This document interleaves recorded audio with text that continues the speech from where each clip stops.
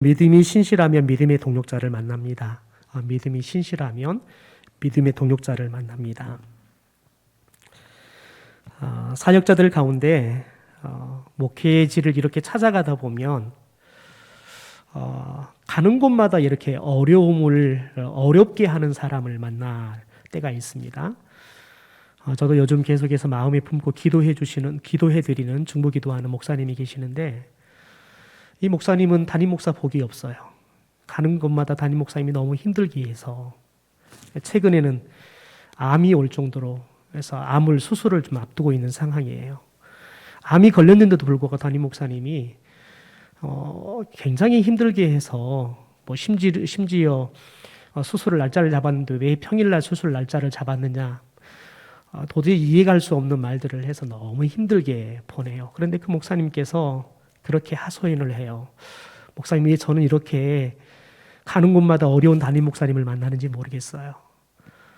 제가 목회를 그만하라는 말인지 제가 고민이 됩니다. 그래서 몇 해 전에는 그분이 목회를 그만두려고 대형버스 면허증을 따셨어요. 목회를 그만하고 저 자식을 먹여 살려야 하기 때문에 본인이 당장 할 수 있는 것은 그것뿐이 없어서 대형 면허증을 따고 목사님 목회를 그만해야 되는가 봐요. 그래서 같이 또 기도하고 그러면서 다시 또 목회를 재개하고 지금까지 왔는데 참 힘들어요. 여러분, 목사도 그렇습니다. 어떤 교회 가서 누구를 만나느냐에 따라서 목회가 즐겁게 참 잘 될 때도 있고, 어떨 때는 참 힘이 들 때가 있어요. 무엇을 해도 힘이 들 때가 있어요. 어떨 때는 무엇을 해도 그냥 다 잘 되는 거예요. 실수를 해도 그게 오히려 전화위복이 되어서 실수가 아니라 마치 그게 하나님의 섭리처럼 이게 내 실수가 아니라 하나님의 계획하심이었구나 라고 말할 만큼 무엇을 해도 잘 되는 거예요. 그냥 무엇을 해도 성령의 역사가 나타나고. 여러분, 그런데 목회를 하면서 또 인생을 살아가면서 남는 것은 사람입니다. 사람이 재산이다 그러잖아요. 사람이 재산이다. 여러분, 어떤 사람을 우리가 만나고 그 사람들과 어떤 삶을 살아가느냐, 그것은 우리에게 엄청난 인생의 결과를 다르게 이렇게 가져오는 것들을 보게 됩니다. 그래서 저와 여러분의 인생을 살아가면서 좋은 삶의 동역자를 만난다는 거, 여러분 쉽게 말하면 좋은 배우자를 만나서 마음도 같고 말을 하면 그냥 개떡같이 이야기해도 찰떡같이 알아먹고, 그래서 그냥 부부가 무슨 이야기를 해도 대화가 통한다 그러면 얼마나 행복하겠습니까? 무엇을 해도 그냥 마냥 사랑스럽게 보이고, 무슨 말을 해도 그냥 같이만 있어도 행복하다 그러면 여러분, 그것처럼 행복한 게 어디 있겠습니까? 직장도 마찬가지지요. 직장에 가보면 어떤 직장은 참 직장의 환경은 좋은데 거기서 함께 일하는 사람들이 참 마음이 맞지 않아서 늘 싸우고 삐걱거린다면, 여러분, 그러면 다른 사람이 보기에는 천국 같은 직장인데 정작 거기서 일하는 사람들은 지옥 같다는 생각들을 하지요. 왜냐하면 마음이 안 맞으니까 그러는 거예요. 무슨 말을 해도 실은 말을 할 때, 저 사람이 말할 때는 그런 의도가 아닌데 자꾸 이렇게 말을 들을 때는 말한 사람의 의도하고는 조금도 상관없이 자꾸 이제 정반대로 이해돼 버리고, 그러다 보니까 각자를 띄어놓고 보면 참 좋은 사람들인데 어떻게 붙여놓으면 늘 마치 개와 고양이처럼 대화가 되지 않아서 늘 싸우는 것처럼 보이는 그런 모습들을 많이 보지요. 여러분, 우리가 교회 사역을 하는 것도 그렇고 가정에서도 그렇고 직장에서도 그렇고 우리가 어디를 살아가면서 너와 마음이 통하고 뜻이 통하고 그리고 살아가는 삶의 방식들이 잘 통하는 사람이 있어서 그냥 계산하지 않고 저 사람만 있어도 마음 편안하게, 그리고 그냥 어떤 것도 의식하지 않고 그냥 마음 편안하게 이야기할 수 있고 살아갈 수 있고 내 속에 있는 이야기들을 허심탄회하게 이야기할 수 있다 그러면 여러분, 그것처럼 행복한 게 없을 겁니다. 여러분, 오늘 우리가 다윗이 그의 정말 소중한 동역자를 만나는 이야기들을 우리가 보게 되어집니다. 다윗이 골리앗을 쓰러뜨리지요. 그러니까 이스라엘 군대들이 쫄아 있다가 갑자기 다윗이 골리앗을 죽이고 나니까 갑자기 힘을 얻어서 그들이 이제는 역으로 블레셋 군대들을 추격해서 그들을 다 죽이고 결국 승리하게 되어집니다. 여러분, 그런데 갑자기 블레셋과 이스라엘의 이런 전선이 역전이 되어지는 것은 믿음의 사람이었던, 그래서 하나님의 이름과 하나님의 능력을 의지해서 싸우러 나갔던 이 믿음의 사람, 하나님의 마음에 합한 이 다윗 한 사람 때문에 한순간에 이스라엘 군대 전체가 갑자기 패배에 사로잡혀 있던 그들이 승리에 도취할 수 있는 그런 용기와 싸울 수 있는, 여러분, 그런 의련한 결단들이 생기는 거죠. 그래서 전쟁터에 나가서 쫄았던 그들을 이제는 쫄게 만드는 이스라엘 군대가 될 수 있었다는 거지요. 여러분, 이것을 통해서 믿음의 사람 한 사람, 하나님의 마음이 합한 한 사람이 얼마나 소중한지 우리에게 잘 이야기해 줍니다. 여러분, 어느 시대나 모두가 영적으로 깨어서 모두가 하나님 마음이 합해서 같이 힘을 합한다 그러면 얼마나 좋겠습니까? 그러는데 교회도 그렇고 나라도 그렇고 이렇게 살아가다 보면 어느 순간에는 그냥 모든 환경들이 좋고 모든 것들이 다 있음에도 불구하고 마음들이 서로 틀어지거나 그러면 하나 되지 못하는 경우들이 많지요. 여러분, 그러다 보면 태평성대를 누리다가도 갑자기 한 나라가 갑자기 폭삭 망해버리는 경우도 있습니다. 여러분, 그런데 중요한 건 뭐냐면 그런 역사들 속에서 반드시 나타나는 건 뭐냐면 그런 나라의 위기를 극복하고 다시 나라가 재건되어질 수 있도록 쓰시는 하나님의 사람들이 꼭 있다는 겁니다. 다윗이 그런 사람이었다는 겁니다. 여러분, 저와 여러분이 이 시대에 영적인 위기와 세상 가운데 우리 가운데 코로나 이후에 어떤 세상이 펼쳐질지, 더군다나 우크라이나 전쟁으로 인해서 전 세계가 경제가 너무 힘들잖아요. 최근에 보니까 캄보디아의 선교사님께서 예배당을 지은데 예배당을 짓는 걸 다 스톱했다는 거예요. 그래서 왜 성전을 짓는데 돈이 없어서 그러십니까? 그랬더니 돈은 충분히 한국에서 펀드레이징이 돼가지고는 보내주셔서 부족함이 없는데 시멘트가 없어가지고 공사를 못한다는 거예요. 그런데 아무리 구하려고 해도 이웃 베트남이나 태국에서도 구하려고 해도 시멘트를 구할 수 없어서 예배당을 짓는 것을 다 스톱해놓고 있는 상황이라는 거예요. 그래서 기도해달라고 그런 기도를 부탁하는 카톡이 왔어요.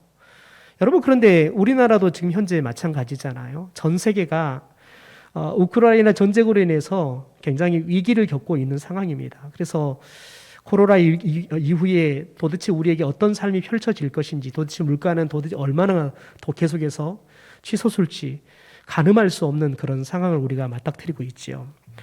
여러분, 그런데 중요한 건 뭐냐면 우리가 살아가는 일상이 어떤 일상이 펼쳐진다 할지라도 저와 여러분이 하나님 앞에 올바른 믿음의 사람으로 깨어 있다 그러면 저와 여러분 때문에 하나님께서 우리에게 그 모든 상황들을 역전시킬 수 있는 은혜를 베풀어 주실 줄 믿습니다. 그러므로 여러분, 이 시대의 믿음으로 살아간다는 우리에게는 사명이 있습니다. 나 때문에 나라가 한 나라의 흥망성쇠가 결정될 수 있다는 그 사명을 갖고 있어야 한다는 거지요. 여러분, 그런데 특별히 이제 승리하고 돌아와서 골리앗의 목을 들고 와서 사울 왕에게 보고를 다윗이 합니다. 여러분, 그런데 사울 왕은 다윗을 자신의 고향으로 돌려보내지 않고 자신 앞으로 불러요. 여러분, 그런데 5절의 말씀을 보면 이렇게 이야기합니다. 먼저 우리 개역 개정 성경으로 제가 읽어드리겠습니다. 다윗은 사울이 보내는 곳마다 가서 지혜롭게 행하며 사울이 그를 군대의 장으로 삼았더니 온 백성이 합당히 여겼고 사울의 신하들도 합당히 여겼더라. 그러니까 다윗은 아직 징집할 나이가 안 됐어요. 군대에 갈 나이가 안 됐다고요. 그런데 전쟁에서 돌아오니까 사울이 아직 군대에 올 나이가 안 됐음에도 불구하고 잘 싸우니까 이 다윗을 집으로 돌려보내지 않고 붙잡아 놓는 겁니다. 여러분, 병역이 의무를 할 수 있는 나이가 돼야지만, 아무리 잘 싸워도 나이가 돼야지만 병역의 의무를 지울 수 있는 거죠. 여러분, 다윗이 골리앗을 이겼다고 그냥 그를 군대에 있다가 다시 채용해서 계속해서 복무해라, 여러분, 이렇게 하기는 쉽지 않은데 사울 왕이 다윗을 가정으로 돌려보내지 않고 계속 옆에 두고 전쟁터에 나가서 계속 싸울 수 있도록 했다는 겁니다. 우리 이 말씀을 현대 성경으로 좀 더 읽어드리면 이렇습니다. 다윗은 사울이 시키는 일마다 성공적으로 수행하였다. 다윗이 이렇게 가는 곳마다 크게 승리하고 돌아오자. 그러니까 이 말씀을 통해 깨닫는 건 뭐냐면 사울이 다윗에게 뭘 시켰을까요? 승리하고 돌아왔다는 것은 계속의 전쟁에 내보냈다는 겁니다. 계속해서 사선을 넘나드는 목숨을 걸고 싸워야 되는 전쟁에 내보냈다는 겁니다. 여러분, 그런데 사울왕이 시키는 대로 가서 성공적으로 수행했대요. 여러분, 그런데 보세요. 사울은 그에게 군사령관의 직책을 맡겨주었다. 그러니까 골리앗을 죽이고 골리앗을 목을 갖고 돌아왔을 때 사울이 다윗에게 여러분 군사령관의 직책을 바로 준 게 아니에요. 그 이후에 다윗에게 계속의 전쟁터에 나가서 싸우도록 한 겁니다. 그래서 계속에 나가서 싸우면서 다윗은 사울왕에게 그가 얼마나 신실한 사람이고 그냥 한번 그냥 우연히 골리앗을 이겨서 승리하게 한 것이 아니라 그가 승리하는 게 그게 실력이라는 거예요. 그의 전투력이라는 거예요. 그냥 실수로 나온 전투력이 아니라 그의 실력이었다는 거. 더 나아가서는 더 중요한 건 뭐냐면 골리앗과 싸우러 나갈 때에도 여러분 다윗이 아무리 의분이 나서 싸우러 갈 수 있는 게 아닙니다. 왕이 허락할 때만이 싸우러 갈 수 있는 겁니다. 왜냐하면 자기 마음대로 싸우러 나갔다가 져버렸을 때에는 여러분 그러면 걷잡을 수 없는 전시 상황이 펼쳐지기 때문에 그래서 왕의 허락이 있지 않고서는 아무리 본인이 내가 나가고 싸우고 싶다 해도 나갈 수 없는 겁니다. 그러니까 골리앗과의 싸움도 사울왕의 허락이 떨어지니까 그가 나가서 싸웁니다. 여러분 그 이후에도 그가 아직 군대 갈 나이가 됐지 않았지만 사울왕이 계속해서 너 이제 군에서 근무해라 그러면서 전쟁터를 보내니까요.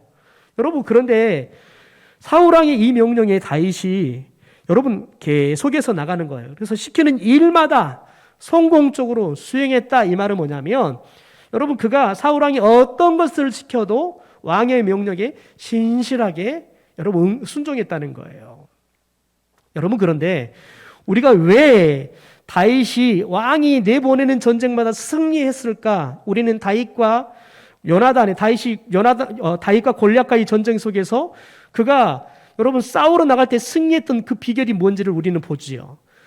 그러니까 여러분 그 이후에 사울이 보내는 전쟁마다 다윗이 왜 승리할 수 있었느냐? 그는 하나님의 이름과 하나님의 능력을 의지하고 나와 싸웠다는 거예요. 다시 말해서 그의 믿음이 골리앗과 싸울 때 반짝하는 믿음이 아니라 그 이후에도 하나님을 향한 믿음이 흔들리지 않고 신실한 믿음으로 계속해서 싸우러 나갔다는 거예요. 여러분 생각해 보세요. 계속해서 싸우고 돌아오면 아마 주변 사람들이 그랬을 거예요. 이번에 다윗아 이번에 너 들어가면 아마 사울왕이 너에게 아마 진급을 시킬 것 같아. 여러분 그런데 가면 승리하고 갔는데 사울왕이 진급시켜주지 않는 거예요. 오늘 말씀을 보면 여러분 사울이 시키는 일마다 전쟁마다 나가서 싸워요. 여러분 그런데 사울왕이 바로 다윗에게 군사령관의 이 직책을 주지 않았다는 거예요. 여러분 보세요. 언제 주는가 보세요. 그러자 온 군대와 백성이 그 일을 기뻐했대. 언제요? 사울왕이 어느 시점에 되어서 다윗에게 군사령관의 직책을 주니까 온 백성들이 사울왕이 다윗에게 군사령관의 직책을 주는 것들에 대해서 기뻐했대요. 그러니까 사울왕과 전쟁터에 있는 사람들에게만 신뢰를 얻은 게 아니라 다윗은 우리의 군사령관이 돼도 나이가 어리지만 그 직책을 맡을 만한 능력 있는 사람이야. 충분히 동의해주고 그가 군사령관이 되는 것들에 대해서 같이 기뻐해 줄 수 있는. 여러분 그게 쉽지 않습니다. 권력의 자리는 반드시 그 권력의 자리에 가까운 사람들은 갑자기 다윗처럼 하루아침에 태어나오는 사람들이 자신의 자리를 위협하기 때문에 기뻐할 수가 없는 거지요. 아무리 자신의 생명과 그리고 나라를 구한 영웅이어도 여러분 당장 내가 앉아야 할 자리에 저가 차지한다 그러면 억울한 거예요.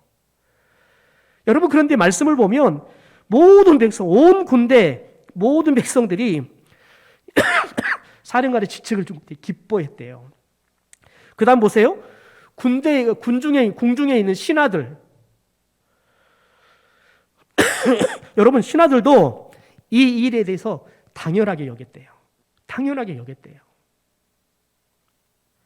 여러분 이게 쉽지 않다고요. 여러분 이게 쉽지 않아요.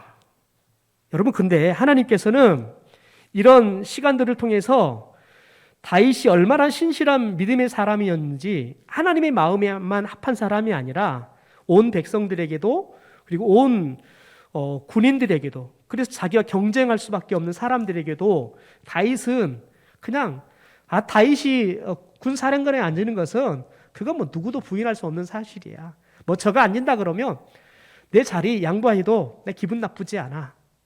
이렇게 인정할 수밖에 없는. 그래서 다윗의 여러분 군사령관으로서의 지도력이 생기게 하는 겁니다. 여러분 그 지도력은 곧 다윗이 사울 왕의 뒤를 이어서 왕이 되었을 때 왕의 통솔력이 바로 생기게 할 수 있도록 하나님께서 준비시키는 과정인 것이죠. 여러분 한마디로 다윗은 여러분 누구나 인정하고 욕심낼 만한 귀한 인물로 그가 자신의 이 가치성을 높였다는 거예요. 그런데 이 가치성은 하루아침에 이루어진 게 아니라 여러분 신실한 모습으로 한결같은 열심으로 왕의 명령에 순종해 나가서 나라를 위해 충성되게 싸웠다는 거예요.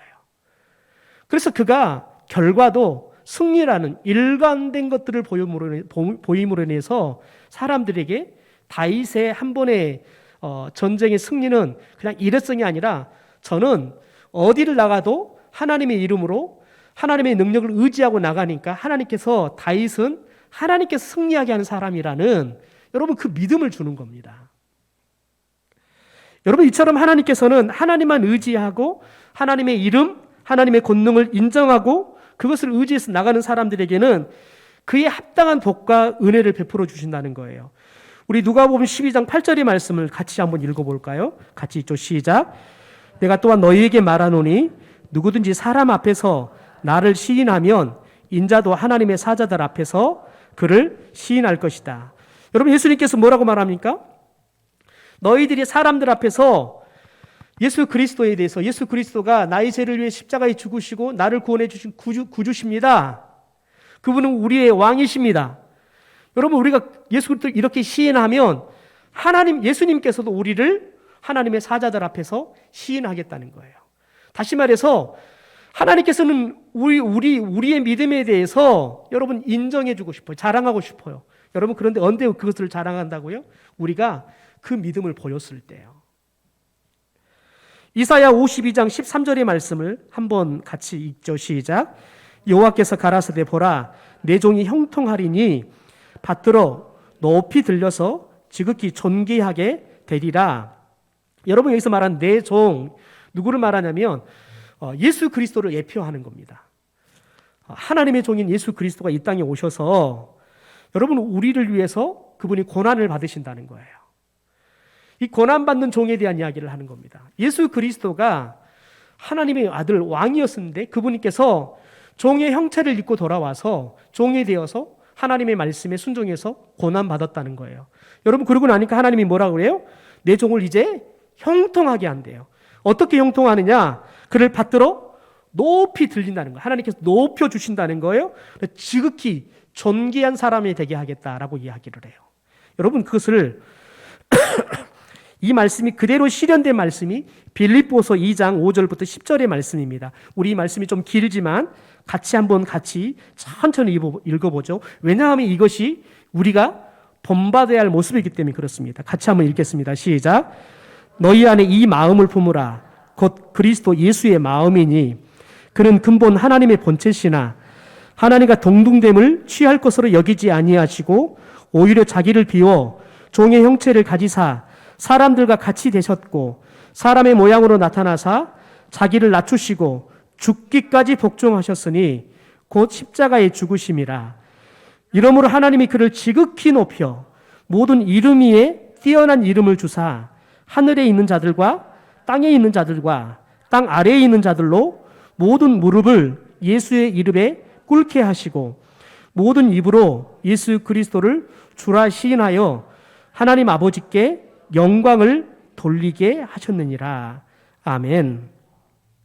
여러분, 우리는 5절 말씀에서 이 마음을 품어라. 어떤 마음이요? 예수 그리스도의 마음이라는 거예요. 하나님께서 우리에게 명령하니까 그분이 만왕의 왕이세요. 그런데 여러분, 하나님의 그 말씀 앞에 순종함으로 종의 형체를 입고 이 땅에 내려오신 거예요. 그래서 복종을 하는데 죽기까지 복종하는 거예요. 여러분, 왜 죽기까지 복종할까요? 그게 하나님의 뜻이니까요. 여러분, 하나님의 뜻이 죽음이 아니에요. 그런데 여러분, 우리들이 하나님의 뜻도 아는데 죽음을 선택해서 가는 것은 여러분 순교가 아니에요. 자살이에요. 하나님의 뜻을 따라 죽을 때만 순교예요. 여러분, 때로는 심지어 여러분 영적으로 교만한 영적인 용심리에 휩싸여 가지고 그냥 여러분 본인이 죽음을 선택해서 들어가 버리는 사람들이 있지요. 여러분, 그것은 자살이에요. 하나님도 기뻐하지 않아요. 그런데 여러분, 예수님께서 오늘 우리에게 보여주시는 건 뭐냐면 하나님의 뜻에 복종했대요. 여러분, 그런데 죽기까지 복종했다는, 끝까지 복종했다는 거예요. 내 목숨을 내어놓기까지 복종했다는 거예요. 완전히 복종했다는 거예요. 여러분, 예수님은 이 땅에 오셔서 살아가는 동안 쉼없이 여러분 시험을 당합니다. 사탄으로부터 하나님의 뜻에 복종하지 못하도록 쉼없이 여러분 시험을 당하십니다. 그럼에도 불구하고 그분은 변하지 않는 신실함을 보입니다. 그래서 하나님 앞에 신실하게 순종합니다. 여러분, 그런데 그게 예수님이라고 쉬웠을까요? 아닙니다. 어려웠어요. 그래서 예수님은 겟세마네 동산에서 여러분 땀방울이 핏방울이 되도록 기도했대요. 다시 이야기하자면 여러분, 우리는 땀방울이 핏방울은커녕 땀나게 기도도 안 해요. 여러분, 우리들이 이 시대에 하나님 말씀을 순종하기 위해서는 혹자들은 그런 말을 해요. 금식 기도하지 않고서는 이 시대는 우리가 하나님의 뜻을 따라 살기가 어려운 시대다라고 이야기해요. 보니까 그래요. 어떤 것이 하나님의 뜻인지 분별조차도 어려운 시대예요. 왜냐하면 너무도 많은 목회자도 그렇고 성도들도 그렇고 다 머릿속에 다 각자의 지식이 차 있어요. 그리고 각자의 소견이 다 있어요. 그래서 뭐가 기준이고 뭐가 진리다라고 말하는 것이 쉽지 않은 시대가 돼버렸어요. 정말 복잡 미묘한 시대가 돼버렸다고요. 여러분, 그래서 우리가 하나님의 뜻을 분명히 알아야지 그 뜻을 이루기 위해서 땀이라도 흘려볼 것인데 뜻이 무엇인지를 분별하지 못하면 여러분 땀 흘릴 기회조차도 못 얻는 거예요. 여러분, 그래서 그 어느 시대보다 우리가 도대체 무엇이 하나님의 뜻일지 고민해야 한다고요. 기도해야 한다고요. 그래야지만 여러분, 우리들이 하나님의 뜻을 분명히 깨닫고 그 뜻이 분명히 깨달아져야지만 저와 여러분이 땀 흘려 기도할 수 있는 거예요. 여러분, 하나님의 뜻이 분명하게 깨달아질 때만이 저와 여러분이 단장이 끊어지는 아픔을 가지고 기도할 수 있는 거예요. 하나님의 뜻이 발견되지 않으면 여러분 적당히 하다 말아요. 여러분, 하나님께서는 예수 그리스도가 하나님의 뜻에 순종해 신실하게 순종하고 신실한 믿음을 보였을 때 예수 그리스도를 이사야의 예언처럼 그를 여러분 높여주는 거예요. 여러분, 세상의 모든 세상의 것들로부터 여러분 존귀하게 되어지는 거예요. 그래서 여러분 특별히 보면 그렇게 이야기 10절에 보면 하늘에 있는 자들과 땅에 있는 자들과 땅 아래에 있는 자들로 모든 무릎을 예수의 이름에 꿇게 했다라고 이야기해요. 여러분, 놀랍게 이사야의 이 말씀을 예수님께서는 하나님께서는 예수 그리스도의 삶을 통해서 그대로 이루어졌다는 거예요. 여러분, 이 말씀은 뭐냐면 우리가 예수 그리스도를 본받아, 특별히 여러분 예수 그리스도를 마음을 본받아라고 이야기하는데 이것을 예수 그리스도 마음이라고 해석하지 않고 세번역은 태도, 예수 그리스도의 태도를 본받아라라고 이야기해요. 다시 말해서 여러분, 우리가 마음은 본받을 수 있어요. 그런 중요한 것은 태도는 안 나올 수 있어요. 행동으로 본받지 못할 수 있다는 거죠. 그런데 더 리얼하게 세번역 성경이 언어에 가깝게 해석이 된 성경 중에 하나거든요. 언어에 가깝게 더 리얼하게 해석한 게 뭐냐면 태도를 본받으라는 거예요. 예수 그리스도처럼 너희들로 행동하라는 거예요. 그냥 마음만 담지 말고 너희들이 행동하라는 거예요. 이렇게 여러분, 하나님께서는 믿음의 사람 다윗을 그래서 신실한 믿음을 보이고 하나님의 이름과 하나님의 능력을 의지해서 나아가서 신실하게 싸우는 이 다윗을 존귀한 사람으로 만들어 주셨습니다. 여러분, 하나님은 이 시대에 당신만을 의지하는 다윗 같은 사람들을, 여러분, 하나님은 이 시대에 하나님의 존귀한 사람으로 높여주셔서 반드시 사용하실 줄 믿습니다. 여러분, 하나님의 교회들이 수없습니다. 어떤 목사님이 최근에 보니까 본인이 살고 있는 도시에 아파트 옥상에서 사진을 찍었는데 십자가를 다 실 수 없을 만큼 많은 십자가가 있는 지역이에요. 여러분, 그런데 교회가 그렇게 많아요. 그런데 여러분, 하나님께서 존귀하게 높이셔서 쓸 교회가 그 교회가 다냐는 거예요. 그 교회들이 하나님께서 존귀하게 여기셔서 높이셔 쓸 교회면 참 좋겠어요. 그런데 여러분, 이 시대는 그렇지 못하고 있다는 거죠. 저는 우리 교회가 하나님께서 여러분 우리를 이 교회를 존귀하게 여겨주셔서 높여주셔서 쓰시는 교회가 되기를 소망합니다. 그러려고 하면 여러분 우리가 하나님의 이름을 위해서 하나님의 능력을 의지하고 저와 여러분이 하나님의 일을 감당할 때 이 교회가 하나님께서 존귀히 여기시는 교회가 될 줄 믿습니다. 여러분, 다윗은 적장 골리앗의 머리를 들고 돌아왔을 때 사울 왕에게 승리의 보고를 할 때 그 곁에 누가 있냐면 사울 왕의 아들이었던 요나단이 있습니다. 그런데 재밌는 건 뭐냐면 다윗이 요나단과 말 한마디를 섞지 않습니다. 그런데 다윗이 사울 왕과 대화를 어떻게 보면 보고를 하고 사울 왕과 대화를 이야기를 듣는데 직접 말 한마디 하지 않았는데 여러분 요나단의 마음에 어떤 마음이 드는가를 볼까요? 우리 본문 1절의 말씀을 현대어 성경으로 우리 같이 한번 읽어보겠습니다. 다윗이 이렇게 사울과 몇 마디의 이야기를 주고받는 사이에 곁에 있던 사울의 아들 요나단의 마음은 이미 다윗에게 끌려 있었다. 요나단은 다윗을 마치 자기의 분신인 양 사랑하게 되었다라고 이야기해요. 여러분, 이렇게 아버지와 이야기하고 있는 그 모습을 보는데 요나단의 마음이 이렇게 다윗이 끌렸대요.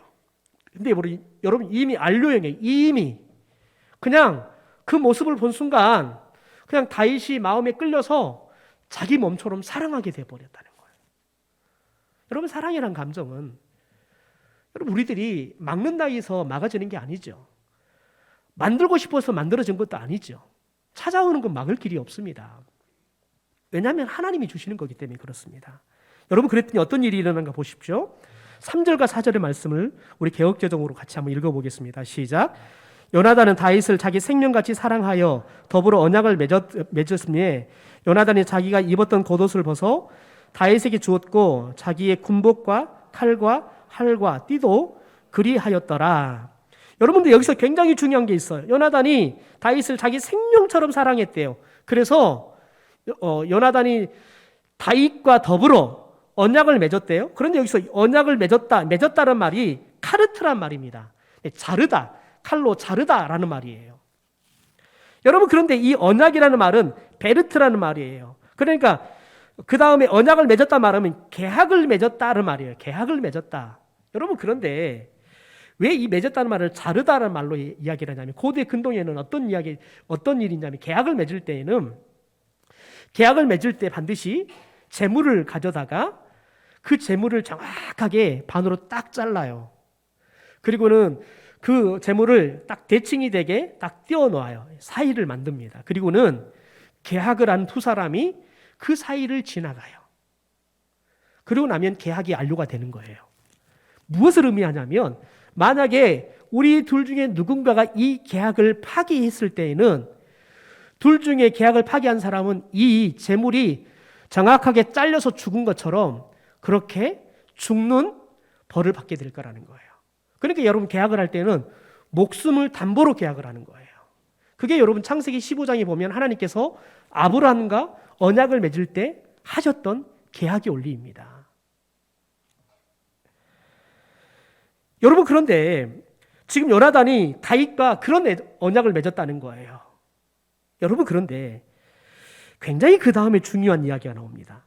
요나단이 이 계약을 맺고 난 다음에 여러분 굉장히 복선적인 의미로 다윗에게 무엇을 줍니까? 자신의 겉옷을 벗어서 다윗에게 줘요. 그리고는 군복, 칼, 활, 띠, 모든 것을 벗어서 다윗에게 줘요. 여러분, 그런데 요나단이 입고 있는 옷, 그리고 군복, 칼, 활, 띠, 이 모든 것을 뭐를 말하는 거냐면 사울왕 다음을 이어서 왕의 자리가 될 왕세자가 입는 옷이에요.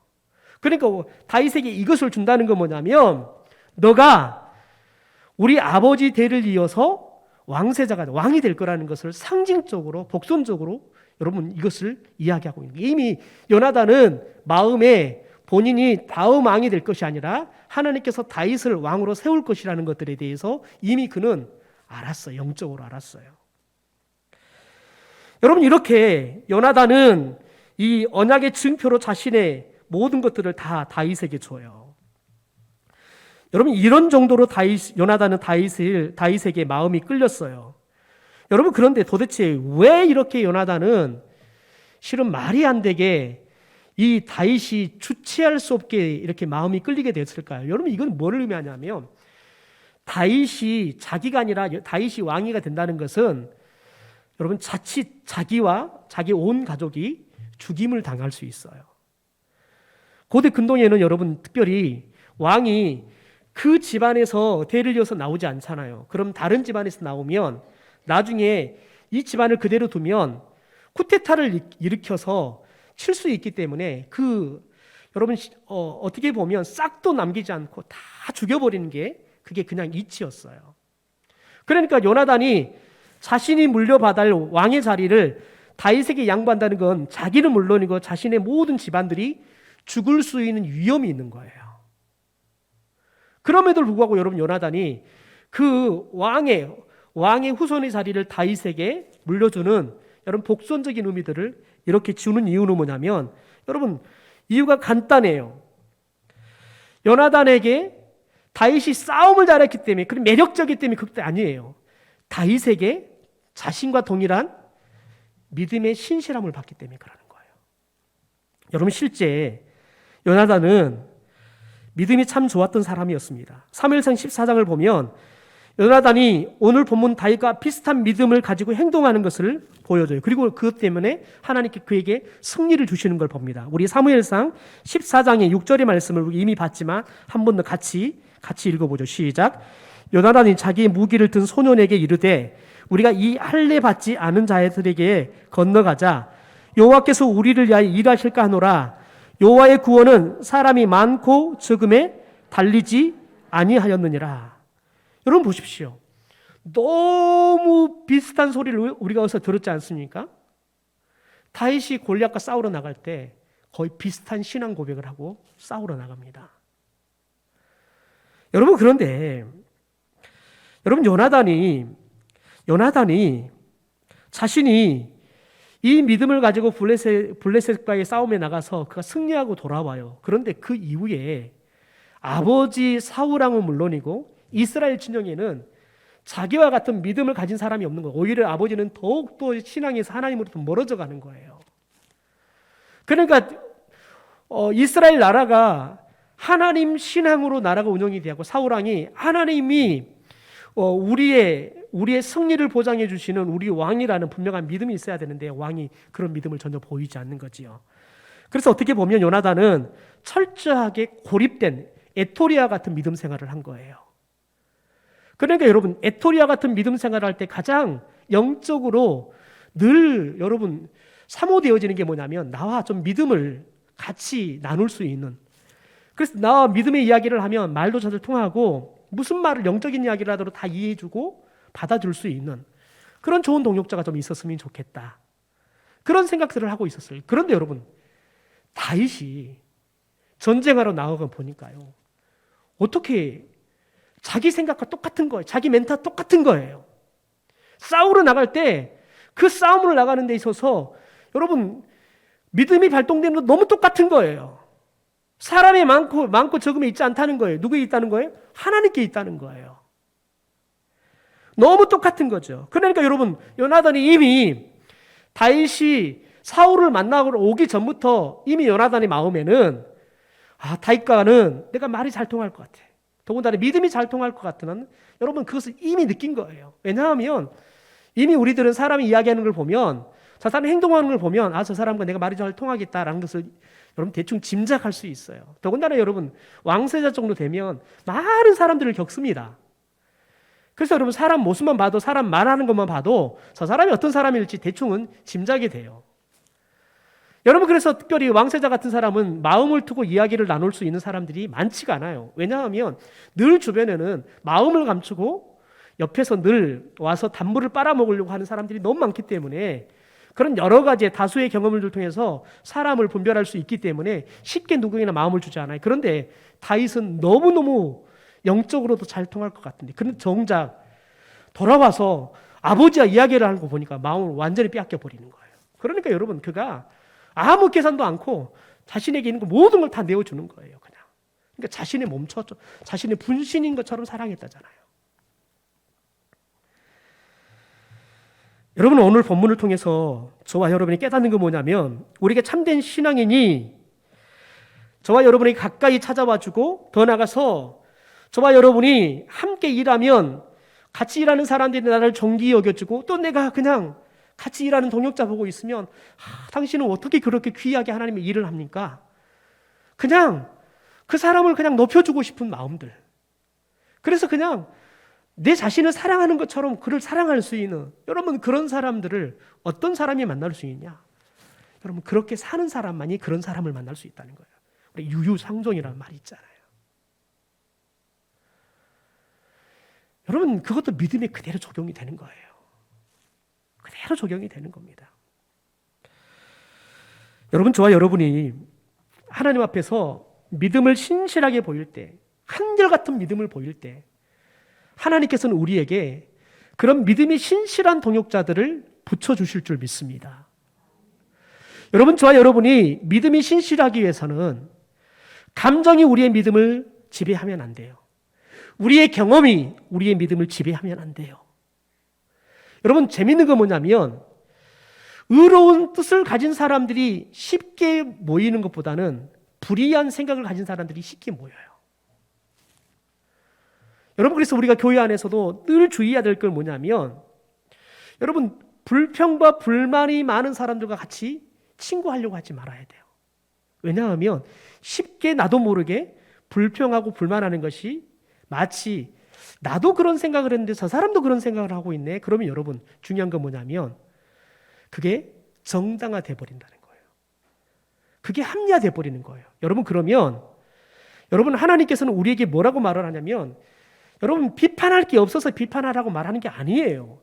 형제의 눈 속에 들보가 없어서 여러분 티가 없어서 여러분 그 티를 빼지 말아라 말하는 게 아니에요.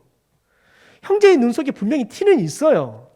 비난할 거리가 있다고요. 여러분 그런 중요한 건 뭐냐면 하나님의 나라는 비난할 거리가 있다고 해서 비난함으로 그 비난의 문제가 절대 해결되어지는 게 하나님의 나라의 원리가 아니에요. 하나님의 나라의 원리는 여러분 오히려 더 여러분 그 눈 속에 있는 티를 덮어주는 것 그게 하나님의 나라의 원리예요. 여러분 덮어주면 재밌는 건 뭐냐면 자연스럽게 하나님께서 맞게 하세요. 왜냐하면 그 사랑이 녹아나는 거예요. 사람의 변화는 지적으로 여러분 정의로운 지적을 통해 사람 변하지 않아요. 사랑으로만 사람은 변해요. 그래서 하나님께서 저와 여러분을 죄인에서 의인으로 바꾸시는 데 있어서 쓰시는 게 뭐냐면 선지자들을 보내서 저와 여러분을 죄를 고발하는 것으로 쓰지 않아요. 예수 그리스도를 이 땅에 보내셔서 그분의 죽는 모습을 통해서 사랑을 확증해 주심으로 저와 여러분을 죄인에서 의인으로 변화시키는 거예요.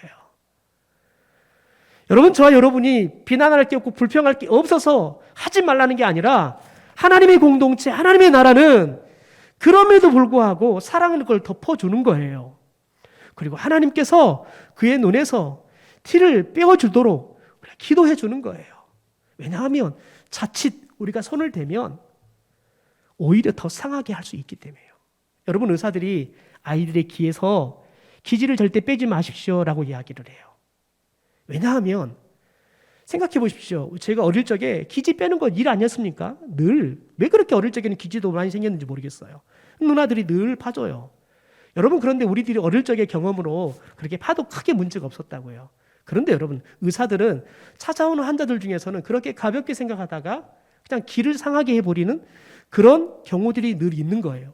그 위험이 상존한 거죠. 그러니까 절대 기지를 그렇게 쉽게 생각하고 빼지 말고, 빼야 되면 의사에게 와서 빼게 하십시오라고 이야기하는 이유가 뭐냐면, 빼도 여러분 문제없이 뺄 수도 있어요. 그런데 위험한 일이 생기기 때문에 그러는 거예요. 여러분, 그래서 하나님께서는 저와 여러분이, 여러분 소자니 한 사람이라도 여러분 실족하게 하면 그것을 얼마나 책임있게 묻냐면, 연자맷돌을 목에다 메고 바다에 빠져 죽는 게 낫다고 이야기해요. 하나님은 그만큼 한 영혼을 소중하게 다루시는 거지요.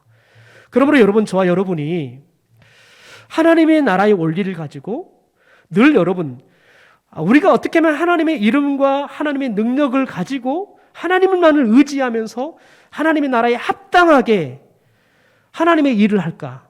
그런 동역자들을 우리가 같이 만나고, 그래서 그런 동역자들과 함께 하나님의 일을 할까? 여러분, 이것이 우리의 고민 가운데 있게 되기를 소망합니다. 그래서 분별할 줄 알아야 돼요. 진짜 내 동역자를 누구로 삼아야 될 것인가? 더 나아가서는 기도해야 되는 거예요. 하나님, 먼저 내가 그런 신실한 믿음의 동역자가, 하나님의 그런 신실한 믿음의 동역자가 되게 도와주십시오. 그럴 때 마치 요나단을 다윗에게 자신의 권리부터 모든 것들을 다 내어줄 만큼 좋은 동역자가 되었듯이 저에게도 요나단 같은 동역자가 있게 하옵소서. 동시에 주님, 제가 또 누군가에게 요나단 같은 좋은 동역자가 되게 하옵소서. 이게 저와 여러분의 기도의 제목이고 우리 교회의 기도 제목이 되어서, 우리 교회는 다윗과 요나단처럼 정말 신실한 믿음을 가지고 그런 좋은 믿음의 동역자들이 함께 모여서 교회를 세워가는, 그래서 함께 지어져 가는 영광스러움이 있는 교회가 되기를 주님의 이름으로 축원합니다.